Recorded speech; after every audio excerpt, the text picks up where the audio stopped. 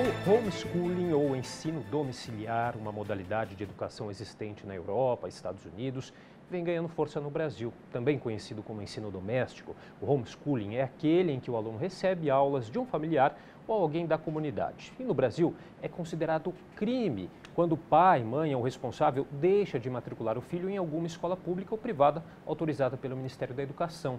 No entanto, essa situação começa a mudar com iniciativas que visam legalizar esse tipo de ensino, que hoje é praticado por cerca de 7.000 famílias e atende 15 mil estudantes, segundo a Associação Nacional de Ensino Domiciliar. Bom, para conversar com a gente sobre o assunto, eu recebo hoje o vereador Gilberto Nascimento, do PSC, que é autor, inclusive, de um projeto de lei que trata desse assunto do homeschooling. Tudo bem, vereador? Tudo ótimo, graças a Deus, Brosco. Uma alegria estar aqui mais uma vez na TV Câmara para debater os assuntos que têm a ver com a cidade, têm a ver com o nosso município. É isso aí. E o senhor, inclusive, tem um projeto de lei relacionado ao homeschooling. Eu queria que o senhor explicasse um pouquinho para a gente de que se trata esse projeto de lei. Na verdade, é um PL, o PL 84, que autoriza o ensino domiciliar. Acho que para ficar bem prático pegar aqueles que têm a possibilidade ou a capacidade de estar ensinando seus filhos que possam fazer na sua residência. Isso já é uma prática, como você já falou, em vários países do mundo, Estados Unidos, França, Alemanha, Itália, tantos outros países.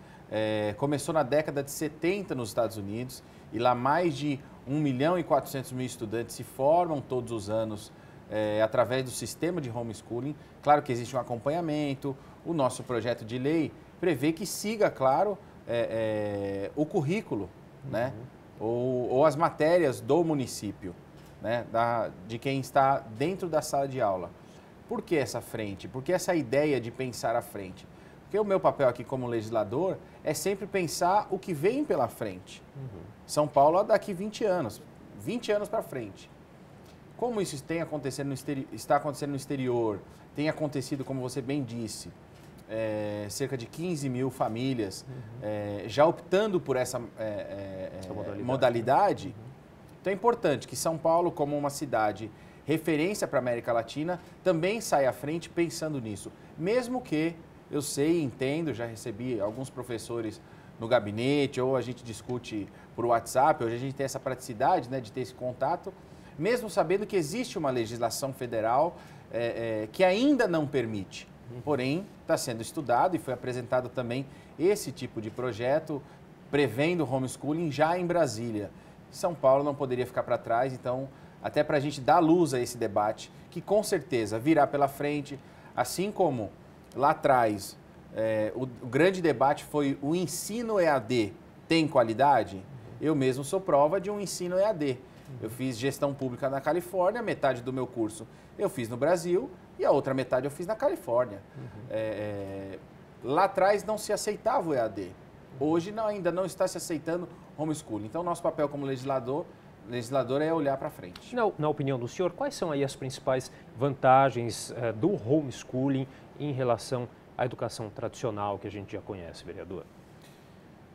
Por que o senhor defende o ensino domiciliar? Na verdade, seria mais uma opção para as famílias que teriam condições. Claro que quando a gente está falando aqui, não é todo mundo. E aí cria-se um entendimento de que, olha, vai acabar com a escola. Não. São para aqueles que têm a possibilidade de fazer esse ensino na sua residência. Então, provavelmente, é um pai ou uma mãe culto o suficiente, que tem tempo para ensinar os seus filhos. E quem vai fazer esse discernimento são os próprios pais. Como que fica essa questão, vereador? Vamos partir do princípio, Brosco, que eles são responsáveis, são pais e pensam no melhor para os seus filhos. Se eles têm dificuldade de insegurança na escola, da distância, da questão de horário, ou seja, por causa de uma deficiência, por exemplo. Eu me lembro de um caso na minha escola, de um rapaz que tinha epilepsia. E ele era muito mais velho do que a nossa turma, porque ele sempre reprovava, porque quando tinha esses ataques, ele já não queria ir para a escola com vergonha. Vou dar um outro exemplo, um exemplo meu. Eu perdi um irmão, eu tinha 11 anos, ele 12. Nós estudávamos na mesma sala, ele sentava na minha frente. Ele faleceu em agosto. Eu fiquei praticamente o resto do ano sem ir para a escola, porque eu lembrava, era o trabalho em grupo, as nossas iniciais eram as mesmas, então quando ia chamar o nome dele, aí começava a pular. Isso para mim foi traumático. E eu acabei reprovando de ano, porque eu também não tinha uma opção como essa. Dentre tantas outras realidades, eu acho que a gente pode pensar e deve debater, sim, o homeschooling como uma opção. Agora, mesmo optando pelo ensino domiciliar, vereador, os pais, eles devem matricular os filhos em alguma instituição de ensino, é isso? Isso. O projeto, até para ninguém ficar solto por aí, sim, cada um ensina o que quer, vai sim seguir a mesma base curricular, vai se matricular, é o que diz no nosso projeto, o PL 84, vai se matricular numa escola municipal, e aí vai seguir as mesmas matérias. E na hora de fazer as provas, os testes, vai nesse local, faz a prova, e aí você vai acompanhando. Claro que pode vir o questionamento do seguinte, olha, como você falou, da capacidade dos pais. Isso a gente vai ver conforme for se desenvolvendo. Se vê que a criança não tirou nota suficiente ou não apresentou conhecimento suficiente, é óbvio que esses pais serão chamados e aí não vai mais se permitir esse homeschooling naquele período, até que se adapte. Então é uma construção de ideias, uma construção de uma nova visão. Quer dizer, todo esse processo ele vai ser tanto gerido aí pelo poder público, tanto a questão de regular todo esse processo, quanto também de fiscalizar. As provas, digamos assim, já se sabe de quanto em quanto tempo vão ocorrer, mais ou menos que nem no calendário tradicional? Exatamente. A ideia é que siga o calendário tradicional, até para ter o mesmo ritmo e aí você nivelar o conhecimento daqueles que estão presenciais, daqueles que estão em casa. O artigo 4º desse PL do senhor, vereador, fala o seguinte: os pais ou responsáveis pelo aluno que optarem pelo ensino domiciliar deverão apresentar requerimento escrito junto à unidade que o mesmo está matriculado, assumindo o compromisso de cumprir com as exigências do poder público sob pena de perder o direito ao ensino domiciliar, que é o que o senhor falou um pouquinho aqui. Queria saber um pouquinho quais são essas exigências do poder público, a grosso modo. Brosco, na verdade nós estamos construindo essa legislação. Veja, hoje ainda é proibido, né? Sim. Então essa construção de exigências do poder público, ela vai seguir um pouco essa orientação do que vem no que está se aprovando ou se discutindo na Câmara e no Senado. O que vier de lá nós vamos adaptar, mas claro, qual é a nossa linha mestra? Seguir a grade curricular, seguir o padrão da educação do município, para que você não tenha esse desajuste. Na verdade, a visão é outra, para que você aproxime muito mais, dê mais qualidade de ensino, por exemplo, até nas salas de aula. Eu lembro, eu estudei no Colégio da Polícia Militar e chegou uma época, antes deles abrirem novas unidades, tinha muitos alunos lá e a gente chegou numa sala de 62. Era caótico para o professor, é óbvio, eu observava isso. Mesmo uma escola séria, muito rígida, mas era caótico você ter aquelas 60 crianças. Com certeza, nesse caso, pelo menos 5, 6 poderiam estar no homeschooling. Não é que vai melhorar a vida de A, B ou C, não.